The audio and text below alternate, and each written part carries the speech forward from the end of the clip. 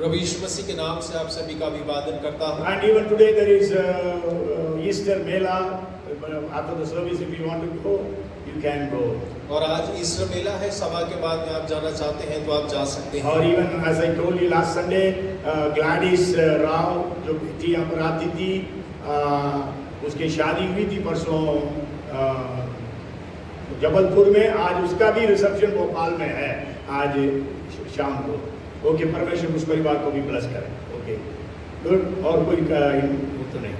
So again, greetings to you all in Jesus' name. और एक बार फिर से प्रभु यीशु के नाम से आपका अभिवादन करता You हूँ। go home and read that passage which was read at the time of Bible reading. और आप घर जाकर जरूर उस अध्याय को पढ़िएगा जो बाइबल अध्ययन के समय पे पढ़ा गया था। Okay, from book of Job chapter 12 verses 13 to 25. और अय्यूब उसका 12 अध्याय उसका 13 से लेकर 25 तक। But I am not going to preach from that passage now, but then sure it will be a passage in one of the points. और देखिए, मैं उस अध्याय से अभी प्रचार तो नहीं करूंगा, लेकिन हाँ, मेरे संदेश का एक बिंदु जरूर उसमें से होगा। Okay, so today's message is elections, but God is sovereign. और देखिए, आज का संदेश का शीर्षक है चुनाव, लेकिन परमेश्वर सर्व अधिकारी है। Okay, God is ultimate authority over everything, over everyone, over every nation in this world. और परमेश्वर जो है हर एक जाति, हर एक लोग, हर एक सरकार और संसार के हर एक देश के ऊपर में परमेश्वर ही सर्व अधिकारी है। Hallelujah. Hallelujah. Praise the Lord. Sovereignty of God is the biblical teaching. और परमेश्वर जो सर्व अधिकारी है वो बाइबल से शिक्षा है। God is the supreme authority. परमेश्वर सर्व सामर्थी है And all things are under His control. और हर एक चीज परमेश्वर के नियंत्रण में आती है। And so we are going to just study how we understand God's sovereignty in our lives, even in our nations. और आज हम अध्ययन करने जा रहे हैं कि कैसे परमेश्वर हमारे जीवन में, हमारे देश में और हमारे हर एक क्षेत्र के अंदर में सर्व अधिकारी हो सकता Why है। God is sovereign or how God is sovereign. और क्यों परमेश्वर सर्वाधिकारी है और कैसे परमेश्वर सर्वाधिकारी हो सकता The है। first reason is God is the creator, so He is sovereign. और सबसे पहला जो कारण है वो ये है कि परमेश्वर रचनाकार है, इसीलिए सर्वाधिकारी है। We all know there are lots and lots of references in the scriptures that God created heavens and the earth. और हम सब इस बात को जानते हैं, बहुत सारे वचन इसके लिए है कि परमेश्वर ने ही स्वर्ग और पृथ्वी की रचना को किया है। Bible starts with this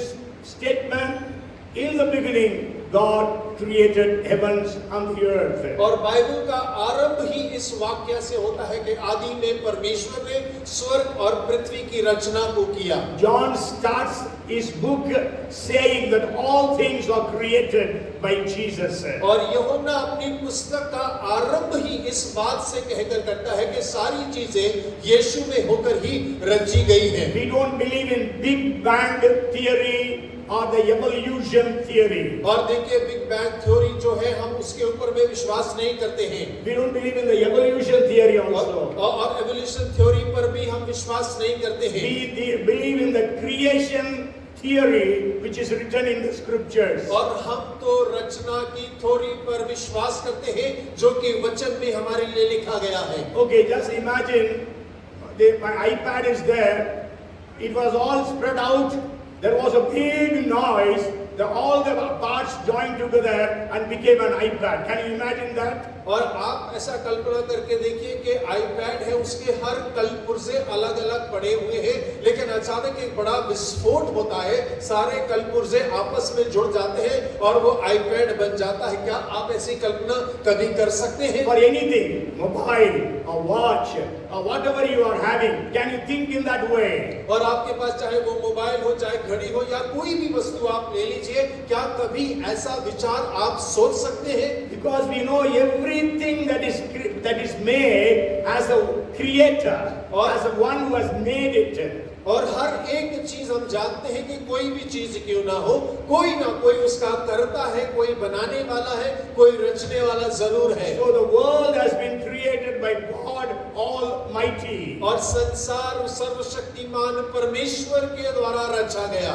Okay, so God is the creator and He is the owner of the world. So that's why we say God is sovereign. और परमेश्वर इस संसार का रचयिता है, मालिक है, इसीलिए हम कहते हैं कि परमेश्वर सर्व अधिकारी है। If you read Genesis chapter 14 verse 19, अगर आप उत्पत्ति 14 उसका 19 पद पढ़े and also 22, और उसके साथ में 22 भी in पढ़े, both these verses Abraham declared like this. और देखिए दोनों वचनों के अंदर में अब्राहम इस प्रकार से घोषणा करता The है। last part says, possessor of heaven and earth.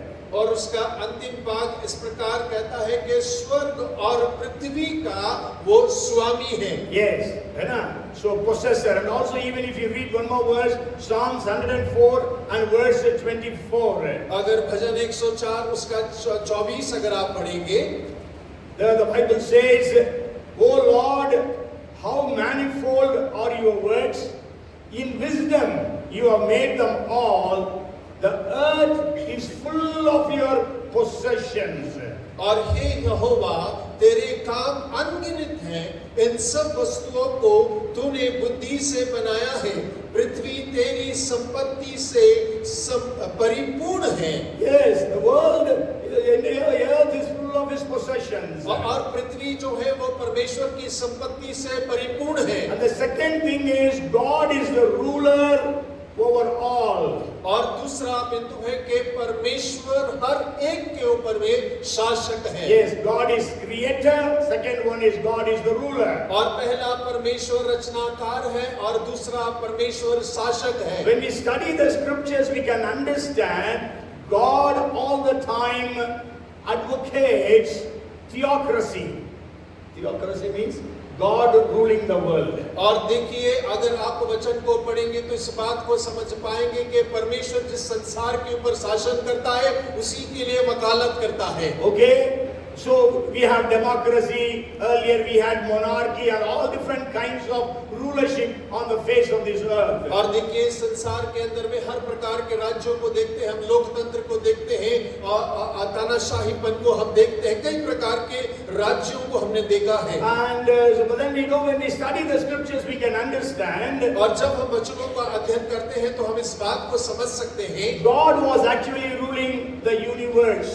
और परमेश्वर हकीकत में पूरे ब्रह्मांड के ऊपर में राज्य कर रहा है। That's why when people sinned, He had to send a flood and destroy them. और यही कारण था कि जब लोग पाप करने लगे तो परमेश्वर को बाढ़ को भेजकर उन्हें नाश करना पड़ा। When Sodom and Gomorrah was sinning, so God destroyed them by fire. और जब सोदोम और अमोरा उसके विरुद्ध पाप कर रहे थे, परमेश्वर ने आग को भेजकर उन्हें नाश कर दिया।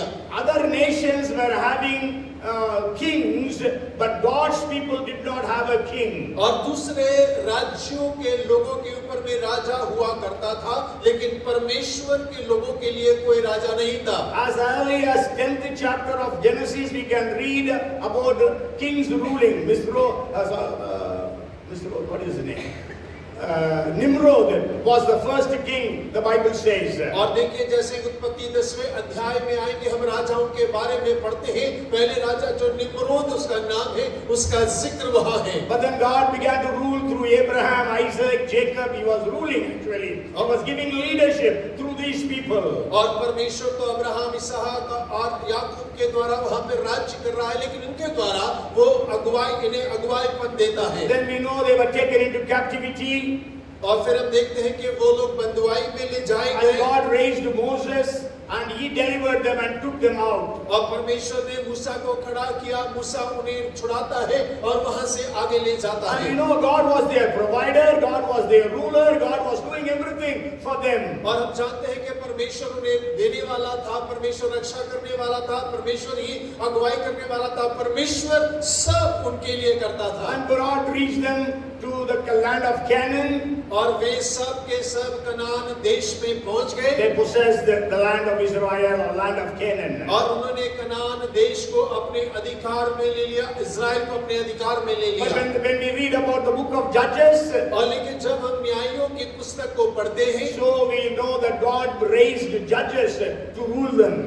और हम इस बात को जानते हैं कि परमेश्वर ने वहां पे न्यायियों को ठहराया जो उनके ऊपर में शासन करें। And during the time of one of the judges, that is the Samuel, people said, we also want a king. और देखिए उसी समय पर जब शामुएल न्यायी बना तब लोग इस प्रकार से कहने लगे कि हमें भी एक राजा की आवश्यकता है। So God gave them Saul, then we know David, like that it came through. और फिर हम जानते हैं कि परमेश्वर ने उन्हें शाऊल के रूप में राजा दिया, दाऊद को दिया, फिर आगे ऐसे वो बढ़ जाता But है। then we know the ultimate king is King Jesus, who is the King of Kings and the Lord of Lords. और हम इस बात को जानते हैं कि राजाओं का राजा प्रभुओं का प्रभु यीशु मसीह जो है वो ठहर गया, वो आ गया। And then the Bible says, maybe we will read a few verses, Daniel chapter 4 and verse 34. और दानियल 4 उसका 34 हम पढ़ेंगे। The latter part of the word says, for his dominion is an everlasting dominion and his kingdom is from generation to generation. और वहां पर लिखा हुआ है कि हे राजा उसका फल 4:34. जो सदा जीवित है उसकी स्तुति और महिमा कहकर कहने लगा, उसकी प्रभुता सदा की है और उसका राज्य पीढ़ी से पीढ़ी तक बना रहने वाला Yes, है। Nebuchadnezzar, the emperor of the world, was telling here that God's dominion is an everlasting dominion and his kingdom is from generation to generation. और देखिए नबूकदनेस्सर जो राजा है वो इस बात को कह रहा है कि परमेश्वर का प्रभुता सदा की है और उसका राज्य पीढ़ी से पीढ़ी तक बना रहने वाला है। The Gentile king is declaring that. और देखिए एक अन्य जाति राजा इस बात की घोषणा कर रहा And if है। you read 1 Chronicle chapter 29 verses 11 and 12, अगर आप पहला इतिहास उसका 29 उसका 11 और 12 पढ़ेंगे, we will just read the 12th verse where it says, it's said by David, the best king of Israel, he says, just I will read that part, and you reign over all. और देखिए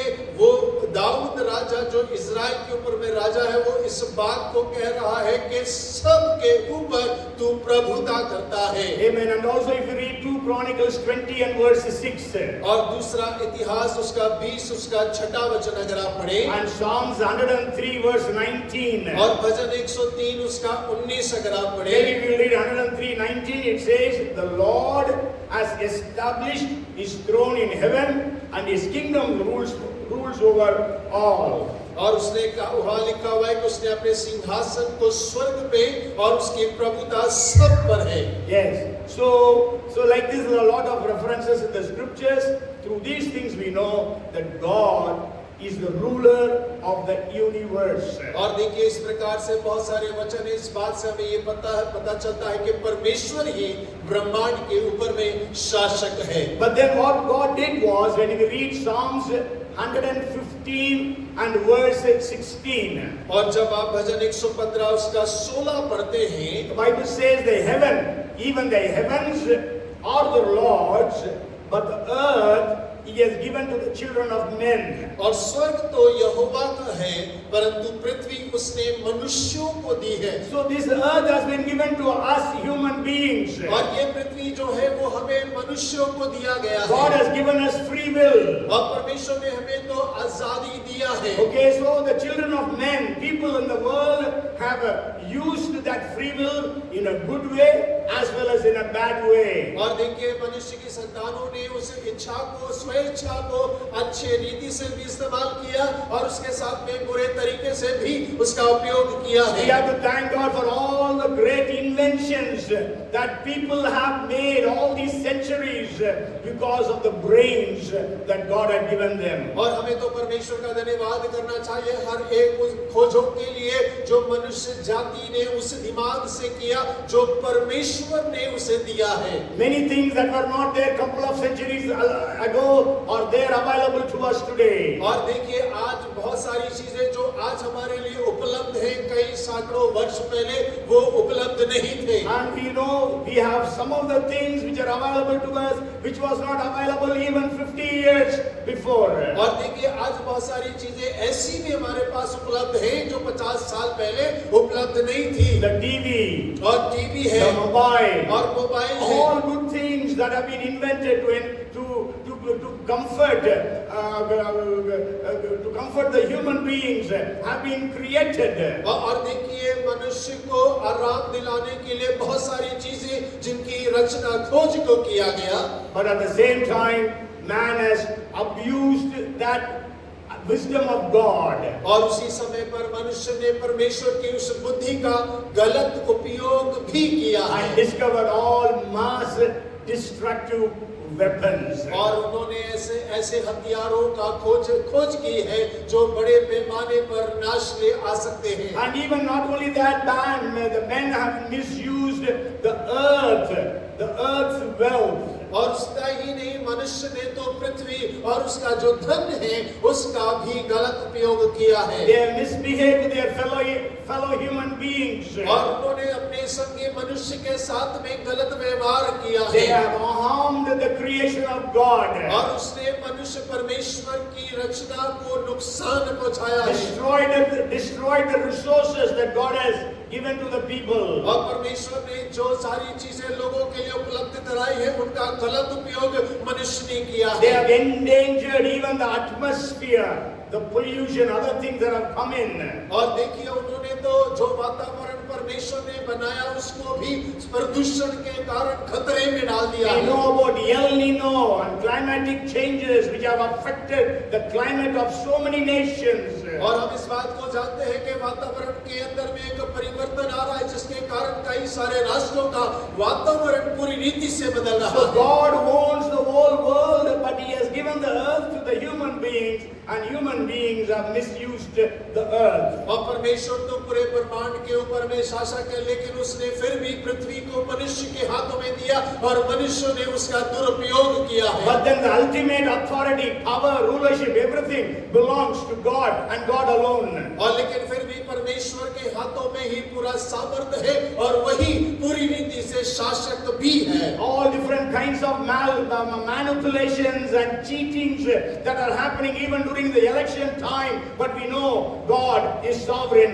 and He is ultimate. और देखिए हम जानते हैं कि बहुत सारी गड़बड़ियां होती हैं, धोखेबाजी होती है और गलत कामों को होता है चुनावों के समय पर, लेकिन हम इस बात को जानते हैं उन सब के ऊपर भी परमेश्वर ही स्वामी है। And then the third thing is God is the planner and the counselor of this world. और तीसरी बात यह है कि परमेश्वर ही इस संसार के ऊपर में सलाहकार है और योजना बनाने वाला है। If you read Psalms chapter 33 and verses 10 and 11. अगर आप भजन 33 उसका 11 और 12 पढ़ेंगे 10 and 11. और 10 और 11 पढ़ेंगे, It says the Lord brings the counsel of the nations to nothing. He makes the plans of the peoples of no effect. The counsel of the Lord stands forever. The plans of His heart to all generations. और वहाँ लिखा है यहोवा जाति जाति की युक्ति को व्यर्थ कर देता है, वह देश देश के लोगों की कल्पनाओं को निष्फल करता है। यहोवा की युक्ति सर्वदा स्थिर रहेगी, उसके मन की कल्पनाएं पीढ़ी से पीढ़ी तक बनी रहेंगी। We all know what happened during the days of Nebuchadnezzar. और हम सब जानते हैं कि नबूकदनेस्सर के दिनों में क्या घटा। And we know God's counsel stood, but not the counsel of Nebuchadnezzar. और हम इस बात को जानते हैं कि परमेश्वर ने जो युक्ति की थी वही खड़ी रही, नबूकदनेस्सर की युक्ति नहीं चली। So many kingdoms came and they did so many different things, but we know that the counsel of the Lord is still standing. और देखिए हम जानते हैं बहुत सारे राज्य आए, उन्होंने युक्तियों को किया, कोई भी युक्ति खड़ी ना रह सकी, लेकिन केवल और केवल परमेश्वर की युक्ति ही स्थिर रह पाई। You know that so many kingdoms or so many kings wanted to destroy the church, Christianity, but they are gone. But the church and Christianity is still existing. और बहुत सारे राजा आए, राज्य आए, जिन्होंने प्रयास किया कि कलीसिया को समाप्त कर दे, मसीहत को समाप्त कर दे, लेकिन वो ना करने पाए, वे समाप्त हो गए। लेकिन आज भी कलीसिया है और मसीह लोग हैं। Even today there are so many organizations, they want to destroy the ministries,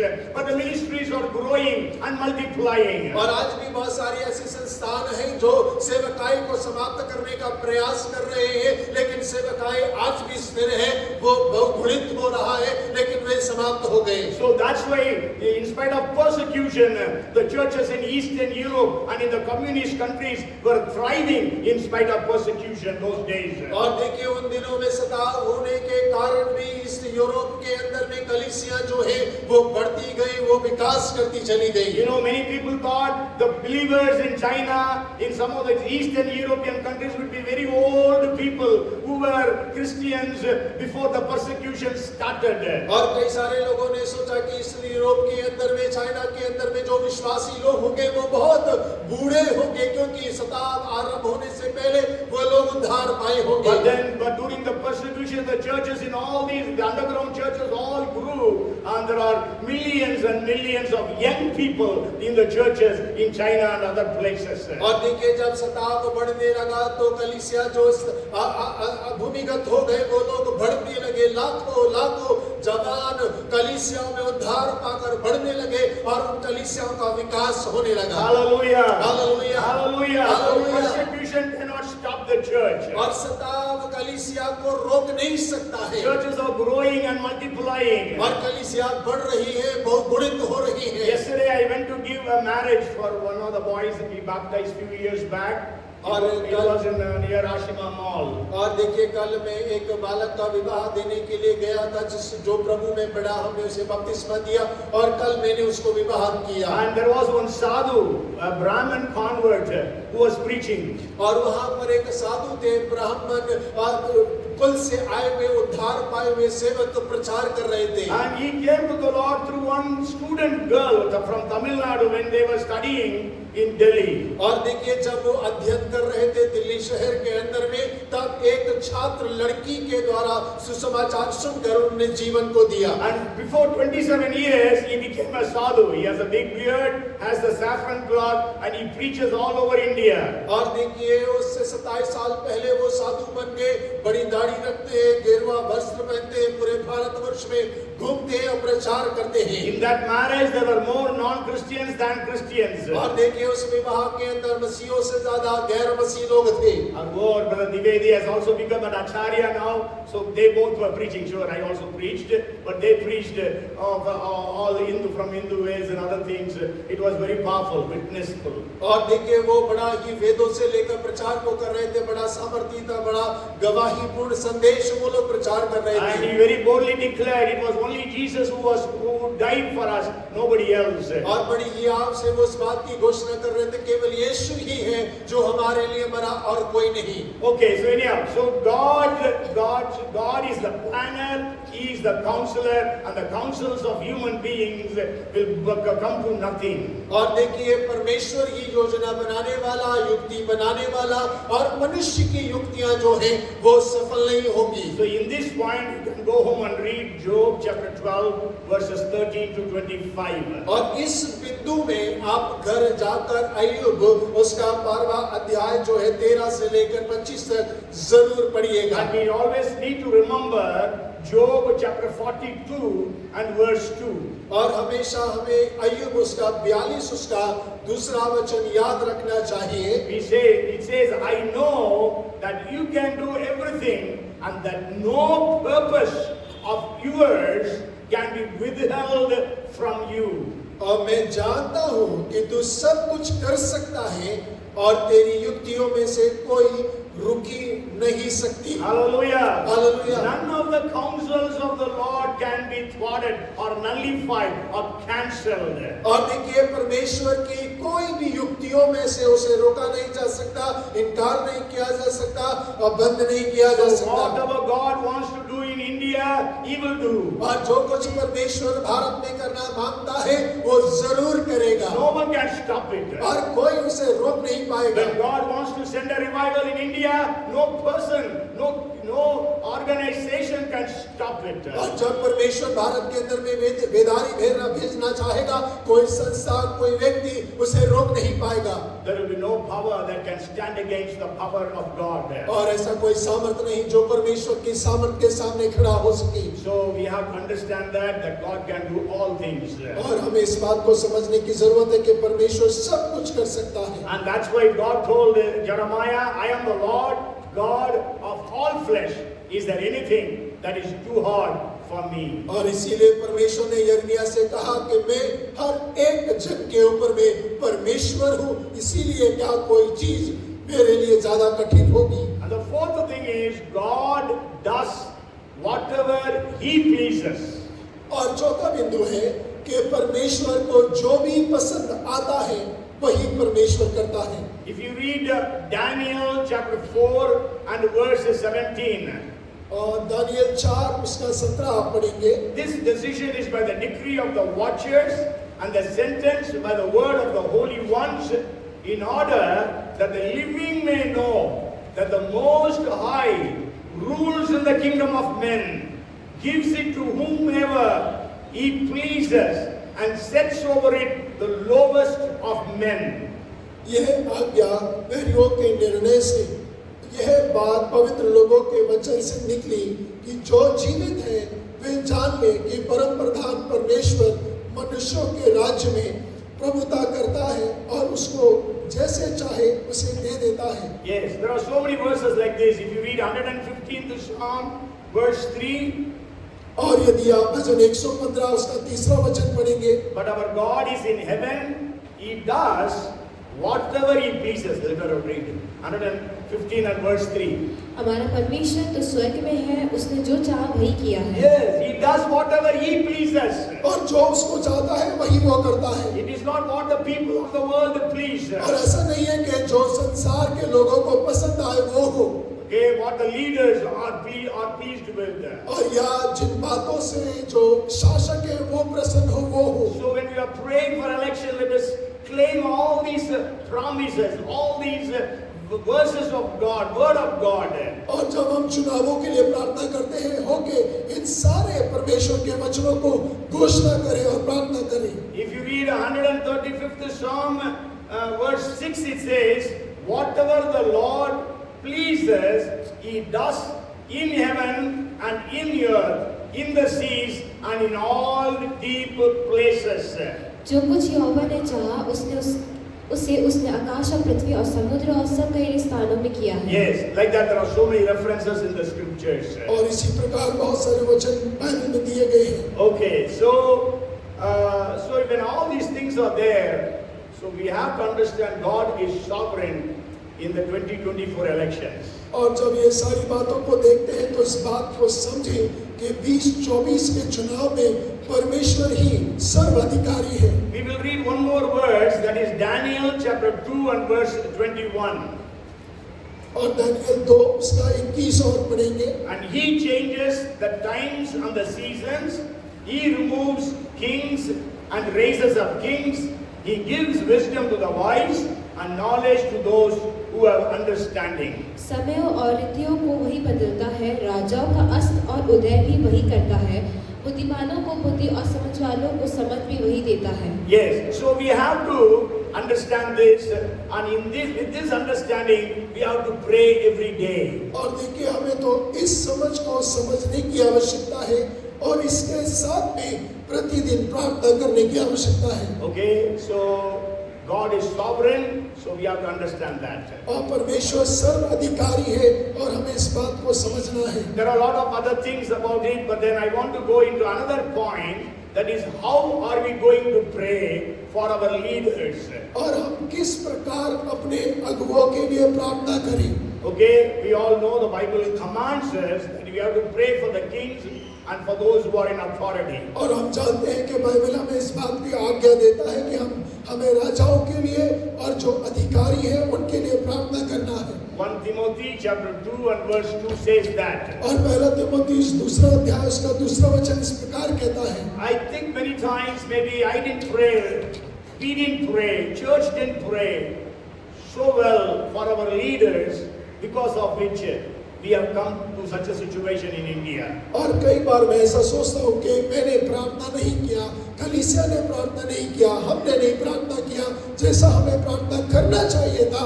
यही कारण है कि आज जिस परिस्थिति में हम हैं उसमें आ गए हैं। The Bible says in Proverbs chapter 21 and verse 1. और नीति वचन 21 उसका 1 में बाइबल कहती है, The heart of the king is in the hand of the Lord, like the rivers of water, he turns it wherever he wishes. और राजा का मन नालियों के जल के समान यहोवा के हाथ में रहता है, जिधर वह चाहता उधर उसको मोड़ देता So है। we need to pray so much that God would turn the hearts of the leaders towards Jesus. और हमें इतना अधिक प्रार्थना करने की आवश्यकता है कि परमेश्वर राजाओं के हृदय को यीशु की ओर मोड़ दे। We are going to pray for the 543 MPs who are going to be elected. और हम 543 MPs के लिए प्रार्थना करेंगे जो चुनाव जीतकर राज्य में आने वाले हैं। We are going to pray on the acronym justice. Justice और हमें न्याय के लिए प्रार्थना करने की जरूरत है। means justice. JUSTIC. I will give you 7 points. We need to pray for our leaders. और मैं आपको 7 बिंदु दूंगा कि हमें अपने अगुवों के लिए प्रार्थना करने की आवश्यकता है। Okay. J stands for justice. और जे जो है अंग्रेजी का उसका अर्थ है न्याय, न्याय के लिए। Means God has appointed the leaders so that they will do justice. परमेश्वर ने अगुवों को इसलिए निर्धारित किया है कि वे न्याय के साथ कार्य करें। If you read 1 Kings chapter 10 and verse 9, और यदि आप पहला राजा उसका 10 अध्याय उसका 9 वचन पढ़ेंगे, he says, it was talking about Solomon. It says, God made you king to do justice and righteousness. और वहां लिखा है कि परमेश्वर सोलोमन के बारे में कह रहा है कि तुझे राजा इसलिए ठहराया है कि तू राज्य करे और न्याय करे। Yes, so see, the leaders should do justice and also righteousness. और राज्य जो अधिकारी है उन्हें न्याय करना है और धार्मिकता का कार्य करना है। That's why the Bible says about David, 2 Samuel 8 and verse 15. और दूसरा सामुएल उसके 8 के 15 में दाऊद के लिए बाइबल कहती है। So David reigned over all Israel, and David administered judgment and justice to all his people. Dawood तो समस्त इज़राइल पर राज्य करता था और दाऊद अपनी समस्त प्रजा के साथ न्याय और धर्म के काम करता था। And you go home and read Psalms 72. और घर जाकर भजन 72 पढ़िएगा। That is very important chapter about kings, how they should rule. और ये राजाओं के लिए बड़ा महत्वपूर्ण पाठ है कि कैसे उन्हें शासन करना है। Okay, so J stands for justice. I'm going to rush through because we will finish on time. Today, with Pastor Danny's voice is not good. We'll pray, and also he is also going to officiate the Lord's table, so let him have his voice right. So U stands for understanding. और U जो है वो समझ के बारे में बात करता है। Okay, we have to pray for all these leaders to have right understanding. और हमें प्रार्थना करना है कि सारे नेतागण जो है सही समझ को रखें। When God asked Solomon, "What do you want me to do?" और जब परमेश्वर ने सुलेमान से कहा कि तू क्या चाहता है कि मैं करूं, you know what he said? आप जानते हैं उसने क्या मांगा? Lord, you have made me king over such a great nation. और उसने कहा प्रभु आपने इतने बड़े देश के ऊपर में मुझे राजा बनाया है। I need wisdom and understanding. मुझे समझ और बुद्धि चाहिए। And that's what we read in 1 Kings chapter 3 verse 8 onwards, and also in 2 Chronicles chapter 1 verse 8 onwards. और देखिए पहले राजा में और पहले इतिहास में हम इस बात के बारे में पढ़ते हैं। See, because people, the leaders don't have understanding, और अगुवों के पास समझ नहीं है उसके कारण we know so much of public money is wasted. और हम जानते हैं कि बहुत ज्यादा लोगों का पैसा बर्बाद हो जाता है। Yesterday, from Good News Bhavan, I went to Good News Bhavan after that marriage. I preached there, and when I returned in the Ola. और देखिए, मैंने विवाह के बाद में गुड न्यूज भवन जाके मैं प्रचार करके वापस जब ओला से आ रहा The था, Ola driver was telling, because they were breaking the roads, you know, BRTS road, yeah, they were breaking. और आप जानते हैं कि सड़क में जो बस चलने का मार्ग था वो उसे तोड़ रहे थे, तो ड्राइवर मुझसे बता रहा था, Okay, it cost 376 crores for making that. और उसको बनाने के लिए 376 करोड़ का खर्चा आया था। And the driver was telling, sir, now to break it, it will cost more. और ड्राइवर कह रहा था, सर उसको तोड़ने के लिए दुगना खर्चा आएगा। I said, why? Because the breaking is not costly, no? मैंने कहा क्यों, तोड़ना तो ज्यादा खर्च नहीं होता है। He said 376 crores 10 years before. Now the cost is, everything has gone up. So it will go more than that. और उसने कहा 10 साल पहले 376 करोड़ था, 10 साल गुजर गए, सब कुछ दुगना हो गया, सब बढ़ जाएगा। So whatever it is, so if the minister would have had the right understanding, that thing would not have happened. और यदि जो हमारे नेतागण हैं सही समझ रखते तो शायद ऐसा ना होता। And you know, I know hundreds of people have been killed in accident because of that road which was not made properly. और आप जानते हैं जो सड़क सही से नहीं बनाया गया, सैकड़ों लोग दुर्घटना में उसके कारण मर चुके हैं। All because of one man's wrong decision. और वो सब एक व्यक्ति के गलत निर्णय के कारण। Today we are going to pray that none of the public money should be wasted because of wrong decisions of the leaders. और हो के आज हम प्रार्थना करें कि कोई भी रीति से किसी भी गलत निर्णय के द्वारा समाज का पैसा बर्बाद ना होने पाए। Okay, then yes stands for scatter evil. और इसका अर्थ होता है कि बुराई तितर-बितर होना। Yes, that's what we read in Proverbs chapter 20 and verse 8. और वही नीति वचन 20 उसके 8 में हम पढ़ते हैं। It says a king who sits on the throne of judgment scatters all evil with his eyes. और राजा जो न्याय के सिंहासन पर बैठा करता है, वह अपनी दृष्टि ही से सब बुराई को छांट लेता है। See, scatters evil by his eyes because he is a man of righteousness, man of integrity, man who holds authority. और देखिए वो अपनी आंखों से बुराई को छाट देता है क्योंकि वो शासक है, वो धार्मिकता पे बैठा है, न्याय सिंहासन पर बैठा हुआ है। And there are more verses, but then again the next alphabet is T. T stands for truth. और जो अंग्रेजी का टी है उसका अर्थ है सच्चाई। If you read Proverbs 29 and verse 14, अगर आप नीति वचन 29 उसका 14 पढ़ें, it says the king who judges the poor with truth, his throne will be established forever. जो राजा कंगालों का न्याय सच्चाई से चुकाता है, उसकी गति सदैव स्थिर रहती है। Okay, so सच्चाई. But then what is happening today is, if you read 17:15 of Proverbs 17 and 15, I think. और नीति वचन 17 उसका 15 अगर आप पढ़ेंगे तो It says, he who justifies the wicked and he who condemns the just, both of them alike are an abomination to the Lord. जो दोषी को निर्दोष और जो निर्दोष को दोषी ठहराता है, उन दोनों से यहोवा घृणा करता है। Yes, it is happening in India. और ये भारत में हो रहा है क्या? He who justifies the wicked, और जो दोषी को निर्दोष or he who condemns the just. और जो निर्दोष को दोषी ठहराता है। You know, our Father Stan Swami died when he was in prison.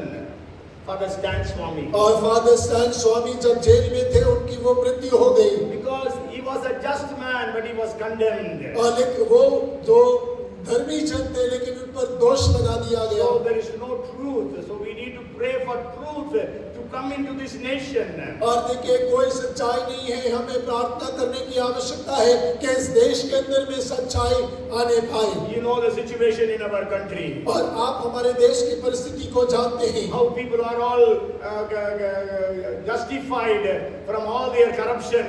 because they do something. और देखिए कैसे सारे भ्रष्टाचार से लोग ठीक से बच जाते हैं क्योंकि वो कुछ करते हैं। Okay, the I stands for insulation or protection for all groups of people. और अगला शब्द जो है हर एक झुंड के लोगों से सुरक्षा। Yes, if you read Psalms 72 and verse 14, अगर आप भजन 72 उसका 14 पढ़ेंगे तो He will redeem their life from oppression and violence, and precious shall be their blood in His sight. वह उनके प्राणों को अंधेरे और उपद्रव से छुड़ा लेगा और उनका लहू उसकी दृष्टि में अनमोल ठहरेगा। Yes, so He will protect every group of people. और वो हर एक झुंड के लोगों को सुरक्षा देगा। And then the next alphabet is C. J stands for justice, U stands for understanding, S stands for scatter evil, T stands for truth, I stands for insulation or protection, and C stands for copy of the Bible you should have and read it. और अगला शब्द है कि Bible की copy आप प्रतिलिपि आपके पास होना चाहिए जो आप पढ़ सकें। That's what we read. We are not going to read. You go home and read Deuteronomy chapter 17 verses 18 to 20. और व्यवस्था विवरण 17-18 से 20 आप घर जाके जरूर पढ़िएगा। That is God's commandment. Every king should have a copy of the word of God and read it and learn the fear of God. और ये परमेश्वर की आज्ञा है कि हर राजा के पास में परमेश्वर के वचन की प्रतिलिपि हो ताकि वे पढ़े, परमेश्वर का भय माने और आगे बढ़े। We read about two kings. और दो राजाओं के बारे में पढ़ते हैं। One was King Josiah. और एक राजा योशाया था। When he found the law, the word of God, when somebody found it in the temple and brought it to Josiah. और जब किसी ने परमेश्वर के मंदिर में व्यवस्था को पाया तो वो राजा आसा के पास ले आया। When he heard the word of God, और जब उसने परमेश्वर के वचन को सुना, he tore his clothes and repented. और उसने अपने वस्त्रों को फाड़कर मन फिराया। You can go home and read 2 Chronicles chapter 34 verses 19 to almost 33 you can read. और दूसरा इतिहास उसके 24 उसके 34 अध्याय। और 34 अध्याय को आप घर जाकर जरूर पढ़िएगा। And there was another king by name Jehoiakim. और एक और राजा था जिसका नाम यहोयाकीम था। And both were Judah kings. और दोनों के दोनों यहूदा के राजा थे। But when he heard the word of God through the Jeremiah's word through Baruch, और देखिए बारूक के द्वारा यिर्मयाह के वचनों को जब वो सुनता है, the Bible says he tore that scriptures and threw it.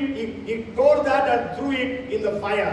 और बाइबल कहता है कि उसने उस प्रतिलिपि को लेकर फाड़कर आग में फेंक दिया। Okay, it was read by not by Barak, it was read by Jehudi. It says Jehudi. Okay, it is in Jeremiah chapter 36 verses 21 to 24. और यिर्मयाह 36 उसके 21 से 24 तक आप पढ़ सकते And हैं। then the last alphabet is E. और अंतिम जो शब्द ई शब्द है, It is excesses no. No excesses. No, nothing should be in abundance. Means, yeah, that is what. I'll read that verse for you. और देखिए कोई भी बहुतायत में ना हो। Yes, if you read Deuteronomy chapter 17 verses 16 and 17. अगर आप व्यवस्था विवरण 17 उसका 16 और 17 पढ़ें, It says, it's speaking about kings, it says, but ye shall not multiply horses for himself. Today in terms, weapons we can say, neither shall he multiply wives for himself, lest his heart turn away, nor shall he greatly multiply silver and gold for himself. और वह बहुत घोड़े न रखे और न इस मनसा से अपनी प्रजा के लोगों को मिस्र में भेजे कि उसके पास बहुत से घोड़े हो जाए, क्योंकि यहोवा ने तुमसे कहा है कि तुम उस मार्ग से फिर कभी न लौटना। और 17 पद, और वह बहुत स्त्रियों भी न रखे, ऐसा न हो कि उसका मन यहोवा की ओर से पलट जाए और न वह अपना सोना रूपा बहुत बढ़ाए। okay, so means today we know all our political leaders are big billionaires, though they don't declare it. और देखिए हम जानते हैं कि आज जितने भी हमारे नेतागण हैं सभी करोड़पति हैं, भले ही वो ना कहें। Okay, and we know about them, or how they earn money. और हम उनके बारे में जानते हैं कि किस प्रकार वो उसे अर्जित करते हैं। Okay, can you name somebody in the scriptures who did all these three things and he went away from God because of that? और क्या आप किसी का नाम बता सकते हैं बाइबल से जिसने इन तीनों को किया हो और परमेश्वर से दूर हो गया हो? Yes, Solomon. और राजा Suleman. Solomon had 700 wives and 300 concubines. और देखिए राजा सुलेमान की 700 पत्नियां 300 रखेलियां थी। And we know Solomon prayed and brought down fire. और हम जानते हैं कि सुलेमान ने जब प्रार्थना किया तो आग स्वर्ग से उतरा। David had 19 sons, but God made Solomon the king. और देखिए दाऊद के 19 बेटे थे लेकिन परमेश्वर ने सुलेमान को राजा बनाया। Solomon was filled with so much of wisdom and understanding that all the people of the earth, और देखिए सुलेमान पृथ्वी भर में सबसे अधिक बुद्धि और समझ से भरा हुआ जन था। he even wrote the books of the Bible. और उसने बाइबल की कई पुस्तकों को भी लिखा। But he went away from God. लेकिन वो परमेश्वर से दूर हो गया। Because he had so many wives, those wives took him away from God and took him to idolatry. और उसके बहुत सारी पत्नियां थी जिन पत्नियों के कारण वो परमेश्वर से दूर हो गया और मूर्ति पूजक हो He गया। had lot of horses, the Bible says. और बाइबल कहती है कि उसके पास घोड़ों की बधाएं थी। He had so much of gold. और उसके पास बहुत सोना था। So today we need to pray that our leaders will have these 7 qualities, justice in their lives. और हम प्रार्थना करें कि आज हमारे जो नेतागण हैं, हमारे अधिकारी हैं, ये 7 योग्यताएं उनके अंदर में हो पाए जाएं। And from now onwards we are going to pray for 543 MPs who are going to be declared elected on the 6th, I think 5th of June, no? 5th of June they will declare election results? 6th of June. 6th of June. So we start praying from now onwards. Those people will be declared on the 6th of June. But we pray, Lord, whoever becomes the MP, whoever becomes a minister, let us pray that justice they will have. और आज से लेकर 6 जून तक जो घोषणा होने वाली है कि जो हमारे नेता बनेंगे, हम उनके लिए प्रार्थना करने पाए, परमेश्वर को शब्दों को बोलने पाए। परमेश्वर कोई भी हमारा नेता बने, कोई भी हमारा अगुवा बने, लेकिन ये सारी योग्यताएं उनके अंदर में पाई जाए। Okay, so let us pray that our leaders will have these qualities. और हो के हम प्रार्थना करें कि ये सारी योग्यताएं हमारे अगुवों में पाई जाएं। I'm stopping early because of his voice, so we will finish a little early today. Okay, so come let us pray. आइए हम प्रार्थना करें। Father, we are so grateful to you for this day that we could gather here. और पिता हम आपका धन्यवाद करते हैं आज के इस दिन के लिए कि हम इस दिन में इकट्ठा होने We पाए। know that you are the sovereign Lord. और हम जानते हैं कि आप सर्व अधिकारी परमेश्वर You are हैं the creator. और आप ही करता है। You are the owner of heavens and the earth. और आप स्वर्ग और पृथ्वी के मालिक हैं। And you are you are the planner and you are the counselor. और परमेश्वर आप ही योजना करता है, आप ही सलाहकार हैं। You are the ruler of the universe. और परमेश्वर आप ब्रह्मांड के शासक हैं। And also you do whatever pleases you. और परमेश्वर आप वो करते हैं जो आपको प्रसन्न करता है। So we welcome you, the sovereign Lord, into the political scenario of India. और परमेश्वर आप सर्वाधिकारी हैं और हम भारत के इस राजनीतिक तंत्र के अंदर में हम आपका स्वागत करते We हैं। welcome you into the election process of this nation for this year. और परमेश्वर इस 2024 में होने वाले चुनाव के मध्य के अंदर में हम आपका स्वागत करते हैं। And you do whatever pleases you. परमेश्वर आप वही करिए जो आपको भाता है। We don't understand the future, but you know the future. परमेश्वर कई बार हमें भविष्य सूझता नहीं, लेकिन आप तो भविष्य को जानते हैं। And you will always do what is good. और परमेश्वर आप हमेशा वही करेंगे जो भला है। May not, and Lord, you also pray for the 543 MPs who are going to be elected. परमेश्वर हम प्रार्थना करते हैं उन 543 एमपीस के लिए जो चुने जाने हैं। They will follow these 7 things that we heard just now. परमेश्वर वो उन 7 बातों का अनुसरण करें जो अभी हमने सुनी हैं। Let them have justice. और परमेश्वर होने दे, उनके अंदर न्याय होने दे। Let them have the understanding from God. परमेश्वर के द्वारा समझ होने दे। They will be able to scatter evil. और परमेश्वर वो बुराई को अपने से दूर रखने They पाए will be able to stand for truth. और वो सत्य के लिए खड़े रहने They पाए will be able to give protection, insulation to every group of people in this nation. और इस देश के अंदर में जितने भी झुंड के लोग क्यों ना है, परमेश्वर हर एक को वो लोग सुरक्षा प्रदान करने पाए। That every one of them will have a copy of the Bible and read it and learn to fear God. और परमेश्वर हर एक के पास में बाइबल की प्रतिलिपि पाए जाके वो पढ़े और परमेश्वर का भय उनके अंदर में पाया जाए। Let them not have anything in excess.